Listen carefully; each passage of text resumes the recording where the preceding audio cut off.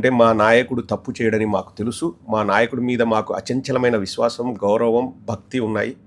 మా నాయకుడు ఏదైనా ప్రజలకు మంచి చేయాలని ఆలోచిస్తాడు కానీ అందులో ఎక్కడా కులాన్ని, మతాన్ని తీసుకొని రాడు. మనం డిఫెండ్ చేయాల్సిన టైం వచ్చినప్పుడు మన సొంత సంతోషాల కోసమో, సుఖాల కోసమో మనం చేయడం ఆపేస్తే సమస్య జటిలమవుతుంది కానీ సమస్యకు పరిష్కారం ఉండదు. సో ప్రజలకు మనం వాస్తవాలు తెలియజేయాలంటే మన వంతు ప్రయత్నం మనం చేయాలి.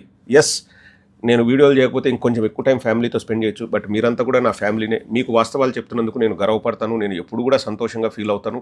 I treat all you as my family members. So వాస్తవాలు చెప్తూనే ఉందాం.